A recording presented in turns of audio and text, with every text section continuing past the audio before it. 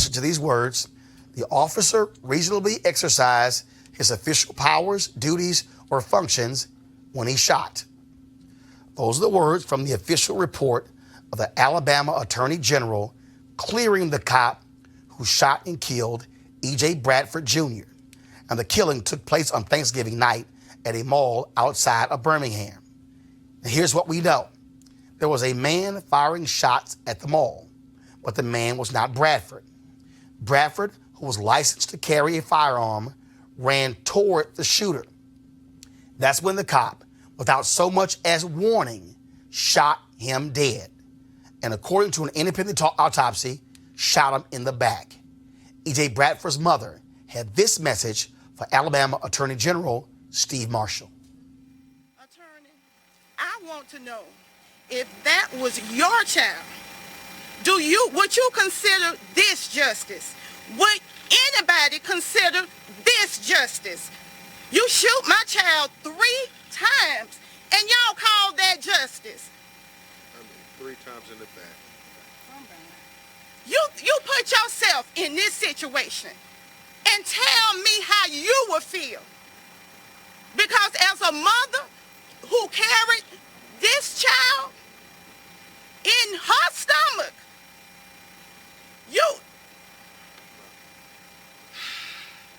I want to know how you would feel. I just want to know how you would feel if this was your child. You're a punk. Are we really equal? Is the Constitution really for real? Do we really abide by the Constitution? Or does the color of your skin determine it? It determines it. Yeah. The Bible says there's no difference between Jews or Greeks or anybody. When Jesus died, he died for us all. So maybe we need to revisit the Constitution. All right, folks, going to my panel right now. Now, what was strange here was the Alabama Attorney General removed the case from the black DA there in Birmingham because there was a photo the black DA had taken with one of the activists who was protesting this case. And the same black activist was in a photo with the Alabama Attorney General. And for Ben Crump and others, they say that it is shameful that why did the Alabama Attorney General step in and remove this case from that black DA, and now we have the result of the Alabama Attorney General. I can't imagine what his mother is going through right now, and I think, she really speaks to what I think a lot of people are thinking. Like, she did not see justice. She is not seeing justice, and so I think that's an issue. And so we see this time and time again, whether it's Tamir Rice, whether it's Trayvon Martin, whether it's Mike Brown. Actually, if you guys, Trayvon Martin wasn't a cop. Right, it wasn't a cop. Go ahead. My point is talking about how black men are viewed. So he was viewed as a threat. The 12-year-old Tamir Rice was viewed as a threat. Yep. Mike Brown, if you guys don't remember, the cop described, I think it was Darren Wilson, described Mike Brown as he was bulking up as if he was getting ready to run through bullets. So we know this type of, even if we go back to the super predator of the 1990s, these black men, black people are generally seen as threats. And so this is what we're talking about here. In Birmingham, I will say that this particular mall, and I've had this conversation with people just describing, so this mall in Birmingham, the Galleria, it was full of black people. And we do know that there were a lot of people, the reports were that there were a lot of people that actually were carrying inside. And that's how the situation happened with the guy here, that there were a lot of people running with guns inside the mall. So I do want to say that... Well, no. I haven't seen reports that there were a number of people with guns drawn. Well, I don't know if it was drawn, but I do know that there were definitely reports that there were a number of people there actually with guns. You mean the population, like the inside the mall? Okay, not the police. I'm sorry. I have not seen that. But again, Teresa, to have an officer on the scene, not yell a word, not officers put the gun down. No, this cop immediately started shooting. The fear of the FOP is damaging to African Americans as a whole, and it has been since the beginning of time. If we're talking about any type of reform, look, I am all for the criminal justice system, but we really have to take a look at our policing, but also reforming the department.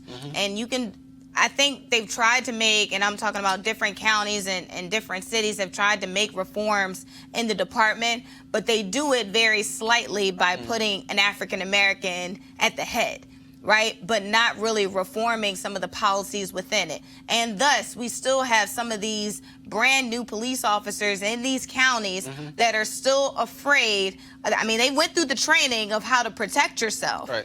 But they didn't go through the sensitivity training on how to protect the body as a whole and not just see African Americans as just, something, they'll get over it, or just see them as not so much of a person. Yeah. Right? So holistically, if there's any type of legislation, any type of bill that needs to come from any of our African American leaders, I would say we need to do something that has to do with policing within the police department. Yeah, and all of the stuff that we're talking about, well, I won't say a lot of it, but I imagine that a number of things that we're talking about here is implicit bias. Absolutely. So how do you legislate that? How do you really address that? Because I do think that that's at the heart of a lot of this. Where it's an assumption. Well, we have to come at their money. There's still officers and who are still collecting pensions after shooting and killing young boys and young women. We even have juries. We have juries who hear these cases. And I don't know if that was the case with Tamir Rice. I can't remember. But we have juries who hear these cases. In the case of Tamir Rice, same problem. Tim McGinty, that DA, essentially acted as a defense for these cops. Took it to the grand jury. No indictment from the grand jury. Okay. That was one of the reasons why he got his ass thrown out in the Democratic primary in the next election. Okay. Same thing happened to Bob McCulloch in the Michael Brown case. Got thrown out by Wesley Bell in the most recent campaign. But the issue that you have here is having the Attorney General step in and remove this case from the Black District Attorney solely because of a photo he took with an activist that he was also pictured when the same activist was in a photo with the white Attorney General. We finally got Ben Crump on the phone here. So Ben, just what do you make of this Attorney General? This was the one thing folks feared by him removing the case from the Black DA, that he pretty much was guaranteeing this cop would not get indicted. That's exactly right, Roland. I'm here with EJ Bradford's family and supporters outside the Hoover, Alabama City Hall, and they are announcing that there's going to be a state of the union tomorrow at the Attorney General Steve Marshall's office in Montgomery, Alabama, because I've never seen disrespect like this, Roland. And, we've been on some battles over the years, but this Attorney General did not even have the respect to talk to the family on the telephone once, not much less to meet with the family today when he announced this decision. And on top of all of that, Roland, he released the report and the videos that he wanted to release. We still haven't got all the videos released yet, but he released it to the media before he released it to the family. So since he didn't have the decency and the respect to come and see the family in Birmingham, Alabama, the family and all the supporters and protesters are going to see him tomorrow at his office and show him the same respect that they gave them in the community when he usurped the authority and took it away from the first elected African-American DA. And as EJ Bradford's father said, it was because it was an orchestrated cover-up, and he was going to do this all along. Everything in that video is just his version of trying to sanitize the unnecessary and excessive use of force they used to kill EJ Bradford Jr., who was shot 3 times. And when you look in that video, Roland, there is nothing that EJ Bradford did that he did not have the legal right to do. in this whole report that they issued, never did they say he was not a law-abiding gun owner with a permit to own such gun. And here in Alabama, where the gun law is really strong, you have a right, if you have a permit, to defend yourself or for the protection of others. EJ Bradford was not involved in any altercation now that we see this video. In fact, when the confrontation first started, he had his back to the confrontation. When the shots rang out, he ran away, just like everybody else. They tracked how far he ran. 50 feet he ran away, and then he looked around and saw that his friend, Brian Wilson, wasn't with him. That's when you see EJ Bradford pulls out his gun, and he turns around and starts going back towards where the shots rang out. We don't believe he ever saw the police and didn't even know they were there. And the police, by their own admission, say they never offered him any verbal commands. So they said they saw him, and in 2 seconds, they made a decision he was the shooter, and they shot him. The one officer 3 times, the other officer never pulled his trigger. You know we're going to get into that in the civil trial, but it's really important, Roland Martin, the fact that they issued no verbal commands and made this decision because EJ Bradford was a law-abiding citizen, never been arrested once. Never, ever had he failed to disobey lawful commands given by police. But because they saw a black man and had a gun, never questioned the fact whether he was a gun owner who had a permit. They just saw black, they saw a gun, and they shot.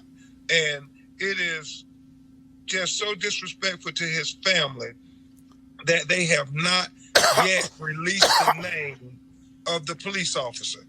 Why are they protecting this officer so much? I understand. Ben Crump, brother, I appreciate it, man. Thanks a lot. Keep us updated on what goes on. Will do, Roland. State of the Union tomorrow in Alabama. All right, sir. Thanks so much. All right, folks, back to our Roland Martin Unfiltered video in just one moment. All right, folks, now a message from one of our partners. Are you desperate for a good night's sleep? Then listen up. Studies, Teresa's like, yeah, I am. Studies show lack of sleep causes stress, irritability, weight gain, and even death. But you already know how bad it is when you don't get enough sleep, don't you? You try sleeping pills with their annoying and potentially dangerous side effects. Trust me, I understand. Now, maybe if you wasted money on the latest miracle pillow that promises a good night's sleep.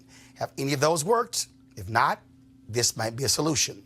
It's convenient, inexpensive, has 0 side effects, and it's flat out work. So if you want to experience deep, restful sleep, start tonight. Visit www.sleepmusic.com. Now, very interesting. This weird little known trick is already helping thousands of people around the world experience better sleep, deeper rest, and happier mornings. And with a full 90-day money-back satisfaction guarantee, what have you got to lose? And simply visit sleepmusic.com to see how this amazing sleep solution can help you.